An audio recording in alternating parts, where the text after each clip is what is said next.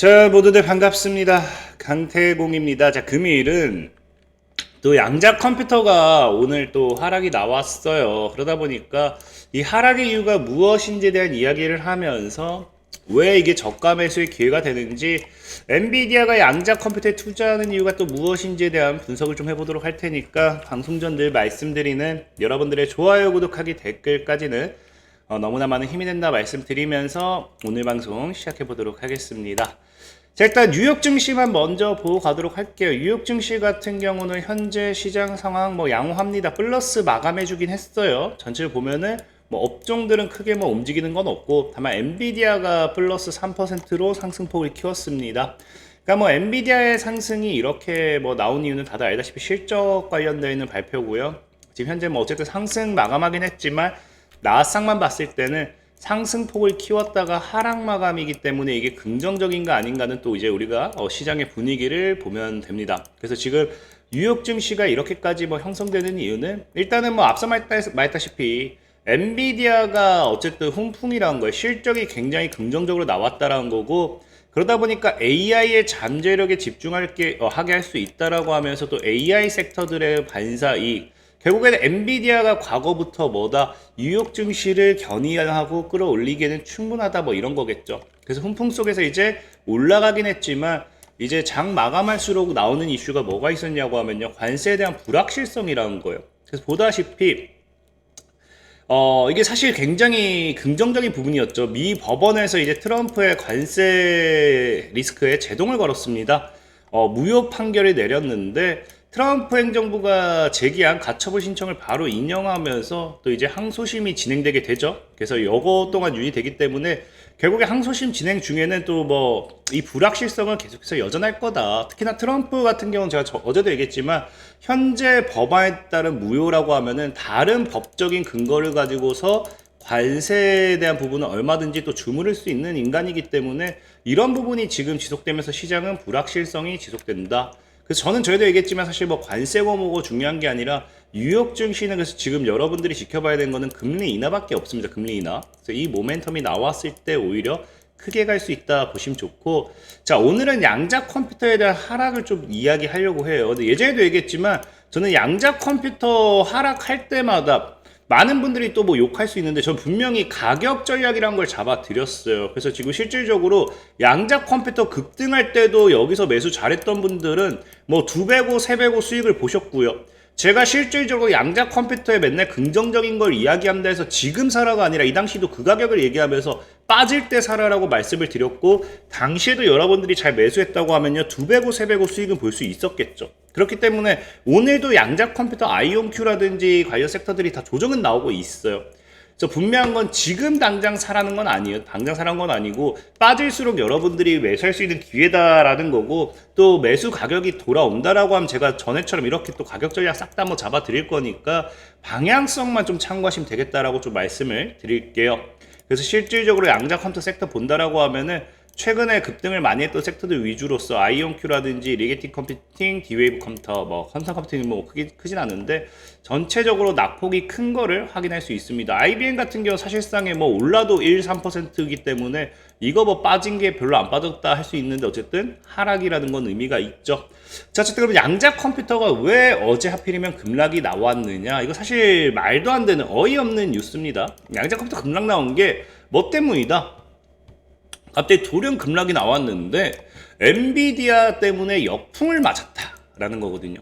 그래서 실질적으로 과연 엔비디아가 뭐 했는데를 보니까, 엔비디아가 실적 발표와 함께 젠슨 황이 양자 컴퓨터에 또 진출 소식이 또 이제 전해졌습니다. 자, 그러면서 이게 기존 양자컴 업계에는 오히려 부담이 되었다라는 거거든요. 근데 이거 뒤에 설명드리겠지만 이것도 웃겨요. 그냥 제가 봤을 때는 그냥 억지로 이유를 갖다 붙인 것 같다라고 좀 생각하지만, 어쨌든 지켜보시면 좋고, 그래서 엔비디아가 지금 양자가속 연구센터에서 양자 컴퓨터 기업인 큐에라라든지 퀀티넘이라든지 퀀텀 머신 세 곳과 협력하겠다라고 이제 발표를 했습니다. 그러면서 엔비디아가 지금 뭐까지 한다? 이거는 근데 사실 재밌는 게 뭐냐고 하면은, 그러니까 이게 지금 이 두 가지 이슈가 나오면서 역풍을 맞았다라고 하는데, 이게 억지다라는 게 뭐냐고 하면요, 어제 같은 경우는 이 모멘텀을 가져서 양자 컴퓨터 다 급락이 나왔어요. 근데 지금 엔비디아가 과거에 뭐 합니까? 이게 한 2, 3개월 전 뉴스거든요. 근데 과거에는 엔비디아가 양자 컴퓨터 전문 인력을 확보하고 투자한다는 소식이 더해지면서 양자 컴퓨터 관련주로 투자 자금이 몰려들면서 관련주들 강한 상승 나왔습니다. 그러니까 어떨 때는 상승이 나오고 어떨 때는 하락이 나오고 이건 그냥 억지거든요. 그러니까 지금 이건 그냥 양자 컴퓨터를 좀 이제 사실상 최근에 양자 컴퓨터가 급등이 많이 나왔잖아요.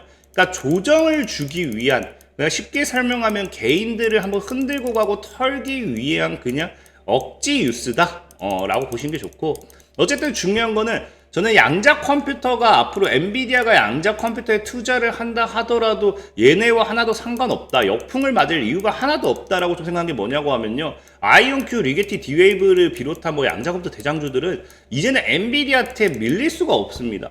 저는 밀릴 수가 없다고 보는 게 뭐냐고 하면은 이 젠슨항도 제가 전에부터 얘기했지만 진짜 심양아치고 나쁜 놈이에요. 나쁜 놈. 왜?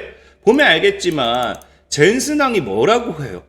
젠슨항이 엔비디아도 양자 컴퓨터에 참전하겠다라고 이야기를 하잖아요. 근데 이게 재밌는 게 뭐냐고 하면은 이 참전 이유를 알아야 돼. 참전 이유. 자, 지금 젠슨항이 양자 컴퓨터에 어떤 식으로 참전하느냐? 100% 양자 컴퓨터가 아니라는 거예요.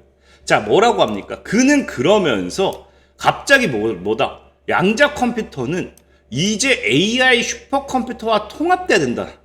통합되어서.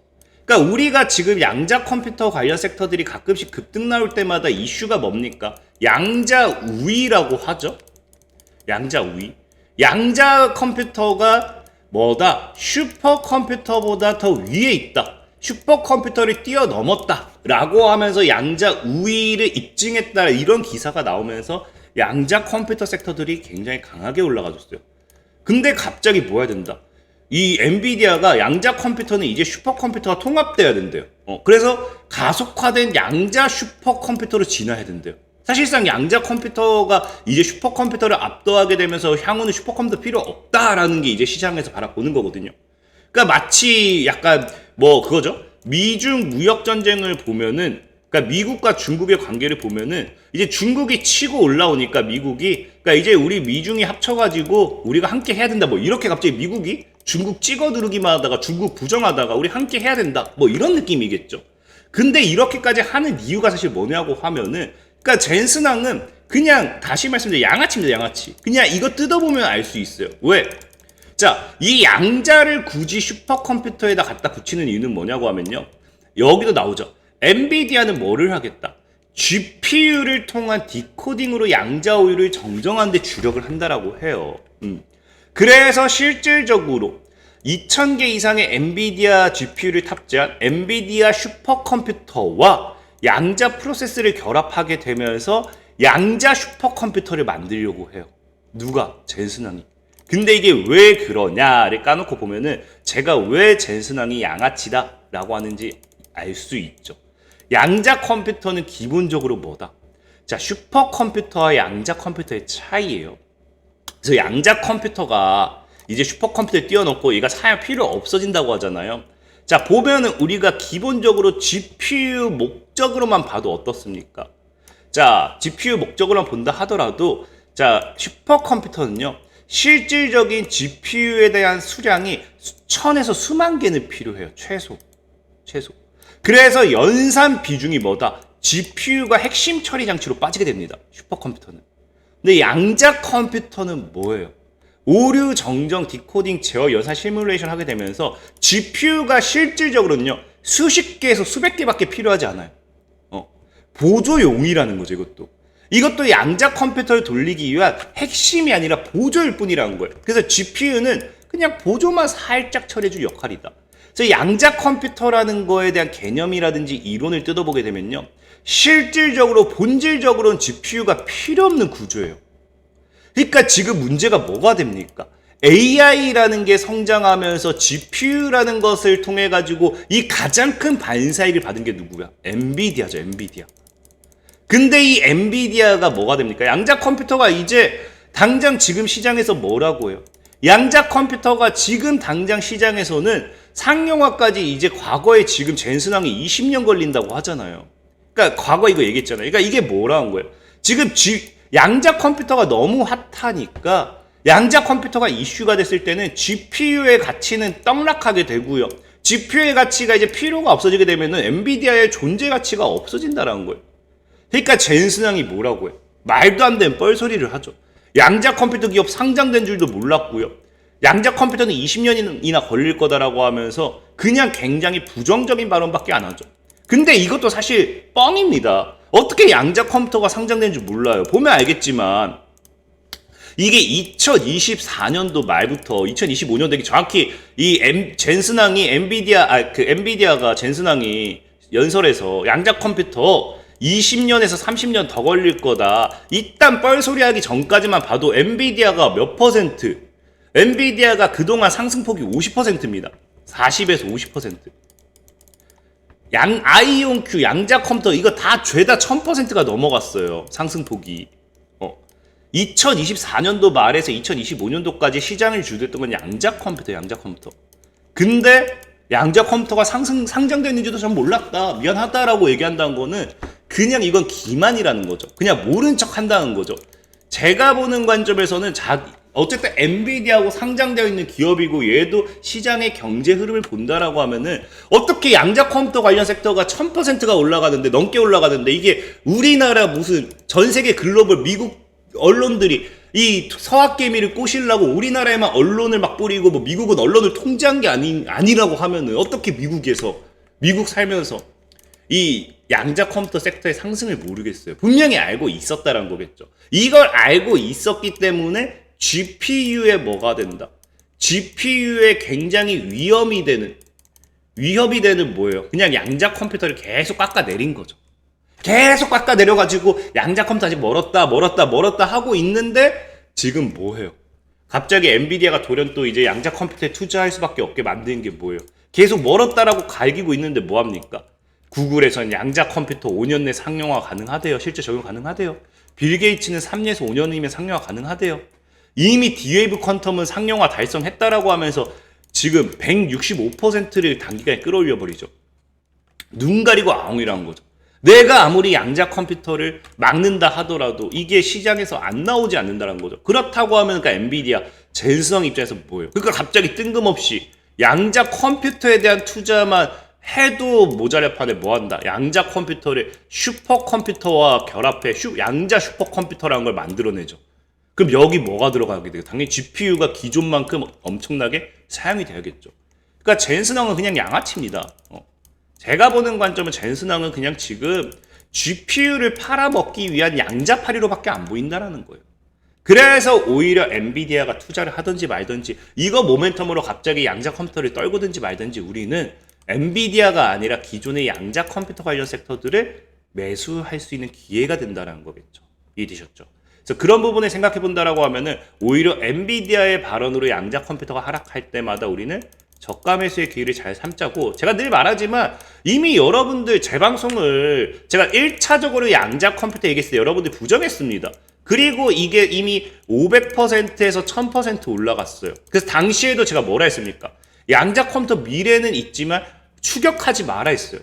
그리고 두 번째 조정 줄 때 사라고 가격 전략까지 잡아드렸죠. 이때 조정 주니까 조정 줄 때 사지 않고 이때 추격하지 말라 했다가 사더니 내다 그냥 강태공이 개 욕을 신나게 박아놓죠. 그리고 분명히 조정 가격도 정확했어요. 조정 자리에서 산 분들 2배 3배 지금 다 수익이에요. 그러니까 지금도 뭐예요?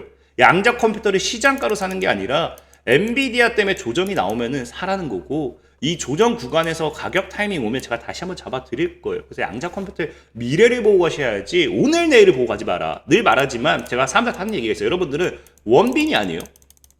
원빈이 아니란 건 뭔 말이냐? 영화 아저씨 보면 명대사가 있죠. 난 오늘만 산다. 여러분들 오늘만 사는 거 아니에요. 우리 내일도 살 거고 다음 달도 살 거고 내년도 살 거예요. 그럼 뭐다? 여유를 가지고 매수를 하고 길게 봐야 된다. 라고 좀 말씀드릴게요. 그래서 오늘 방송 마무리하도록 하겠습니다. 자, 지금까지 강태공이었고요. 여러분들 좋아요, 구독하기, 댓글까지 너무나 많은 힘이 된다 말씀드리면서 자 모두들 안녕.